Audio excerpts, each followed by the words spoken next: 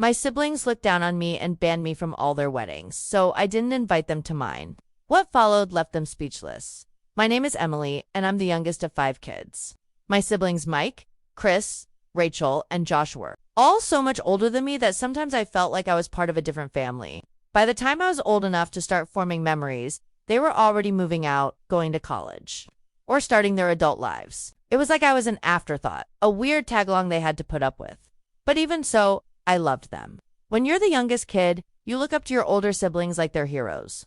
I thought Mike hung the moon when I was little. He was the cool oldest brother who could do no wrong. Chris was quieter and more serious, but I still adored him. Rachel was my big sister, the one I always hoped would let me into her life and show me how to be like her. And Josh, the baby of the older ones, felt the closest to me in age, but even he kept me at arm's length. The first time it really hit me how I didn't matter to them was Mike's wedding. I was 10 years old. 10 is that weird age where you feel old enough to be included in grown-up things, but still young enough to be treated like a child. When Mike and his fiancée Sarah announced they were having a child-free wedding, I assumed that didn't mean me. I wasn't some random kid who would throw food or scream during the vows. I was his sister. I still remember the day my parents sat me down. I'd been so excited. I even asked Mom if I could wear one of her necklaces for the big day. That's when she said it. Mike and Sarah are having an adults-only wedding, Emily. You're not going to be able to come. I stared at her, trying to process. But I'm not like other kids, I said, trying to reason. I'll be quiet, I promise. She patted my head like I was some kind of puppy. It's just for adults, sweetie. You'll understand when you're older. I didn't understand at all. I cried in my room for hours. Mike was my brother, and I wanted to see him get married. I wanted to be there to watch Sarah, who I already thought of as my sister, walk down the aisle. But instead, my parents left me with a babysitter. I remember staring at the clock that day, imagining everything I was missing. When Mike came home from his honeymoon, I thought maybe he'd bring it up or tell me some funny story from the wedding. But he didn't. He acted like I wasn't even a part of it, like I wasn't even worth acknowledging. 2 years later, Chris got engaged. I was 12 by then, and I thought things would be different. I was older, quieter, and very well behaved. I didn't whine or cause a fuss, and I made sure everyone knew it. So when they said his wedding was child-free too, I thought, okay, but this time I'll be invited. Nope. Once again, I got the same speech. Chris and his fiancée want the wedding to be adults only, Emily. It's not personal, not personal. How could it not be personal when it happened twice? I tried not to cry this time. I was older and I wanted to act more mature. I didn't beg or scream. I just sat quietly while my parents made their excuses. They even said, you'll have your own wedding someday and it'll be wonderful. You'll see. But it didn't make me feel better. I was starting to realize something. My siblings didn't see me as family, at least not in the way I saw them. When Rachel got engaged, I was 15, a full-on teenager who wanted nothing more than to feel included. At first, Rachel didn't plan on banning kids from her wedding. She wanted everyone to come. But of course the family got involved. My aunts and uncles kept saying things like, it's so refreshing to have a wedding without kids running wild. Children just make things chaotic. Eventually, Rachel caved. The rule became no one under 16. I was 15, so close that it felt like a slap in the face. I went to Rachel and asked, can I be an exception? I'm your sister. I'll be quiet. She looked at me with a serious expression and said, if I make an exception for you, what about the other kids? It wouldn't be fair. Fair? Are you kidding me? I lost it. I started yelling, it's not fair that I can't go to any of your weddings. I'm not just some kid. I'm your sister. My parents got involved and I was grounded for 6 months for disrespecting Rachel and causing drama. 6 months, I spent most of that time in my room, stewing in my anger and hurt. By the time Josh got engaged, when I was 17, I didn't even bother asking. I already knew I wouldn't be invited. Sure enough, the announcement came. Child-free wedding. At that point, I was numb. I didn't cry, I didn't yell, and I didn't ask why. I just accepted it. But what really stung, my cousin Amanda, who'd just turned 18, was invited. 18 was apparently the cutoff. The irony wasn't lost on me. Amanda was only months older than me. But she got to go because she'd hit the magical age of adulthood. When my parents asked why I didn't congratulate Josh, I just shrugged. I sent him a quick text, congrats. Hope it's a great day, then locked myself in my room like I always did. By that point, I'd pretty much checked out emotionally. I realized I just didn't matter to them. I wasn't their little sister. I was just a kid they barely thought about. and it hurt. It really, really hurt. Years passed after the last wedding.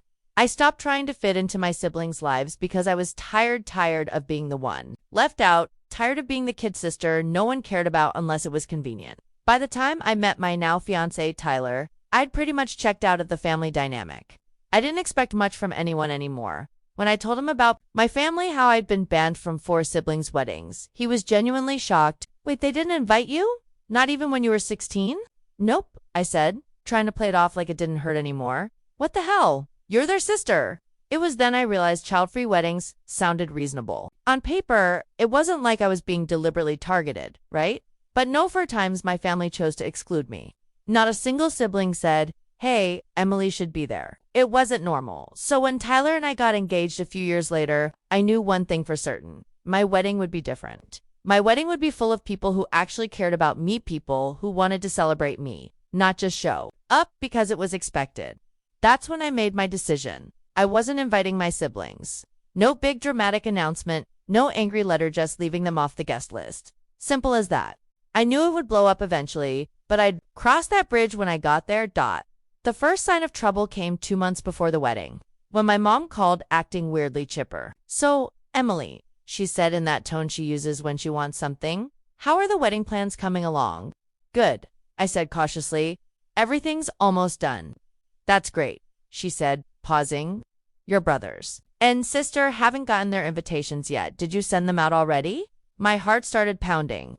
Mom, I didn't invite them, I said, trying to sound casual. What? There was a shocked pause. Then came the explosion. How could you not invite your own siblings to your wedding? What's wrong with you? I gripped the phone, trying to stay calm. They didn't invite me to theirs, I said. Not a single one of them. So I'm returning the favor. She sounded like I'd committed a crime.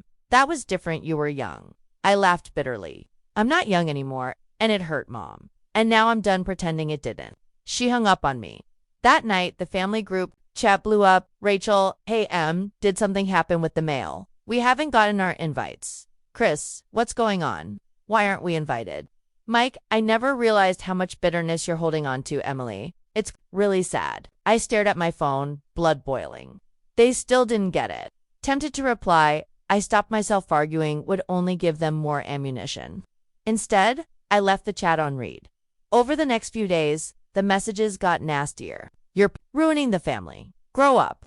My strategy was simple. Silence. I didn't owe them an explanation. They made their choices. I made mine. A week later, my dad left a voicemail. This isn't over. Kate family has to stick together. Like it or not, it felt like a threat. I documented every text, voicemail, and suspicious incident because my gut told me I'd need a record. But mostly I felt relief. For once, I wasn't chasing approval or begging for scraps of love. I was protecting myself. Then the final straw.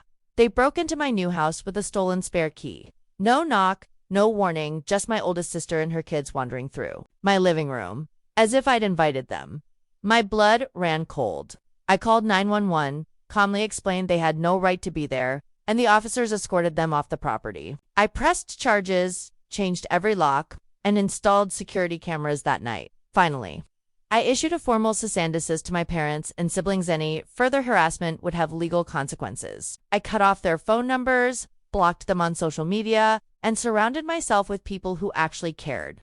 I planted a garden in my backyard, made real friends among my neighbors, and even adopted a cat who didn't have to share her space with anyone she didn't choose. A month after the wedding, my mom tried one last ploy, a fake apology pie and reconnaissance questions about my locks and timeline. I let her in, politely, but firmly told her no to any future visits and watched her drive away. Now, at age 27, I finally feel free. My house is decorated exactly how I want it.